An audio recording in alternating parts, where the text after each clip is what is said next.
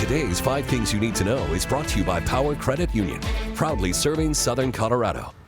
I'm Renee Skinner with this News 5 update. 2 teenagers have died after they were hit while crossing the street Saturday night in Fountain. It happened at Highway 16 and Fountain Mesa Road. Police say the driver had the green light at the time. The victims have not been identified.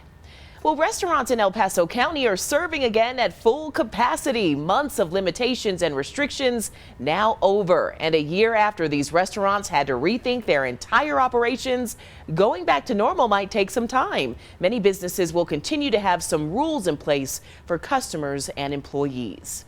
And this weekend, family, friends, and colleagues remember the life of Greg Gatsky, a firefighter with the Penrose Fire Department who died in an accident at Fort Carson in March. Greg was an emergency vehicle technician at Fort Carson, as well as a firefighter. Many people remembered him as a natural leader who loved his community. Gatsky leaves behind a wife and stepchildren. He was 49 years old.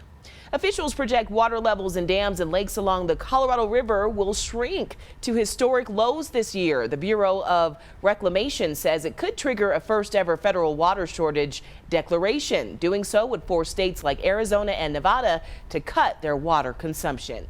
All right, let's check in with meteorologist Alan Rose. And Renee, no rain and snow in the forecast today. That does change heading into tomorrow night. Today is going to be much nicer, though, than what we saw back on Saturday. Temperatures rise about 15 degrees across the board, but still below average for this time of the year. So here's how your forecast shapes up today. We'll still be in the 40s around places like Monument to Woodland Park, but temperatures rising to the 50s for Canyon City and the Springs and the 60s for Pueblo and the Eastern Plains. Thank you for listening to today's 5 Things You Need to Know, sponsored by Power Credit